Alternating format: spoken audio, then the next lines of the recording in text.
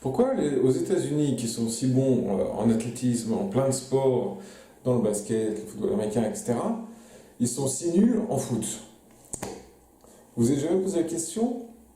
Est-ce que il n'y a pas des mecs aussi doués que des Zidane, aussi athlétiques que des Michael Jordan qui seraient pas bons en football? Pourquoi, alors qu'il y a 240 millions d'habitants dans ce pays et plein de gens qui font du sport, pourquoi ils sont si nuls en foot? Bon, alors, il y en a qui pensent, oui, mais c'est pas un sport historique aux États-Unis, oui, mais c'est pas leur culture, oui, sauf que juste en dessous, c'est l'Amérique du Sud et tout le monde joue au foot en Amérique du Sud. Les Mexicains, les Brésiliens, les Argentins, enfin, je veux dire, tout le monde. Euh, et, je veux dire, il y a beaucoup d'hispaniques, de Sud-Américains qui sont immigrés aux États-Unis et qui aiment le foot. Alors pourquoi, malgré ça, les Américains sont si nuls en foot? Et alors, une explication qui vient de tomber, que j'ai découvert il n'y a pas longtemps, qui explique peut-être ça, c'est une réflexion de Zlatan Ibrahimovic, qui est allé à Los Angeles pour y jouer au foot. Et alors, il a fait cette réflexion, il a voulu inscrire ses enfants au foot. Et il a demandé, mais pourquoi c'est aussi cher une licence de foot chez vous? Parce que la licence était près de 3500 $ pour un gamin. C'est-à-dire que un gamin qui veut faire du foot, il est obligé, sans compter les équipements, je veux dire, bon, c'est pas énorme, hein, les équipements, mais rien que pour entrer dans un club de foot, il a besoin de payer 3500 $. Vous savez combien ça coûte à peu près en France? Je veux dire, ça coûte je sais pas, ça fait longtemps, mais entre 15 et 50 € maximum. Je veux dire, entre l'assurance et la licence club. Mais c'est pas 3500 €. Et pourquoi c'est aussi cher?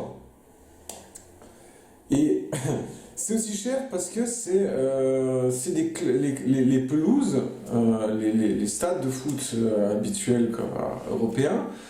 Aux États-Unis, ils sont pas en ville, ils sont dans les environs, ce qu'on appelle les suburbs, c'est-à-dire les banlieues chics, où le terrain est cher, et il faut beaucoup d'entretien, ils veulent des pelouses trucs.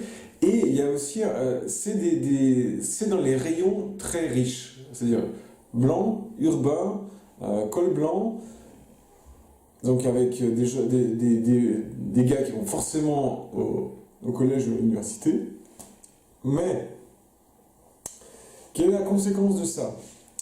C'est-à-dire que il n'y a pas de jeunes des quartiers défavorisés, il n'y a pas de jeunes noirs ni de jeunes latinos, sud-américains, il n'y a pas de jeunes sud-américains ou des afro-américains qui peuvent jouer au foot dans la rue parce qu'ils n'ont pas de terrain avec des cages, parce que ils ont des terrains de basketball, donc ils n'ont même pas des terrains, parfois ils ont juste un mur et ils accrochent un panneau de basket et ils jouent avec ça.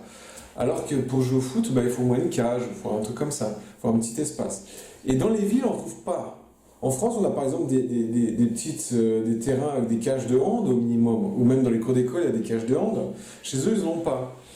Et donc, à cause de ça, ils se privent de tout le potentiel des jeunes, comme on a les jeunes des cités, ou des campagnes, ou d'autres, qui peuvent jouer au foot dans la rue, qui peuvent dans un playground.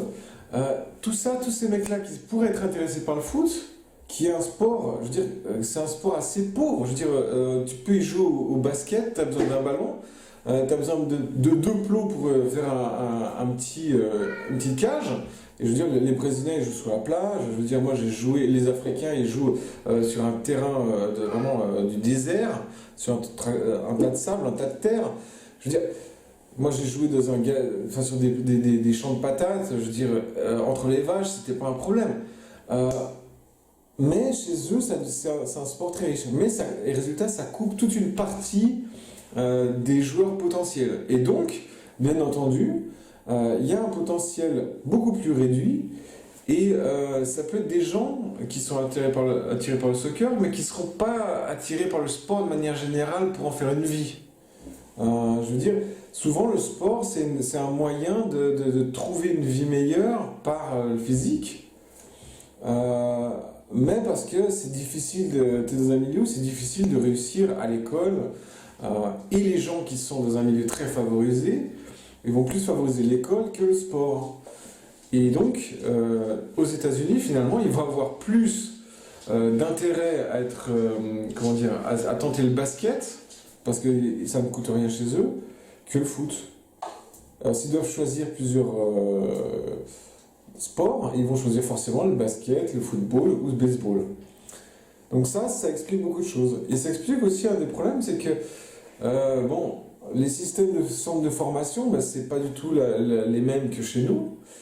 Ils ont un système qui est universitaire, c'est-à-dire que c'est les universités qui forment un petit peu les joueurs, mais c'est à partir de 18 ans. Et à partir de 18 ans, c'est déjà trop tard pour un sportif. Vous demandez n'importe quel footballeur, à 18 ans, c'est presque la post-formation, c'est déjà le moment où il entre dans la vie professionnelle de footballeur. Alors que les basketteurs américains, les joueurs de football, c'est entre 21 et 22 ans qui sortent de l'université et qui vont en NBA ou en NHL. Donc, effectivement, ça explique peut-être pourquoi. Voilà. Ils n'ont pas de centre de formation. Peut-être que ça a commencé à se faire dans les franchises, mais je pense qu'ils sont encore très très en retard sur ce domaine-là.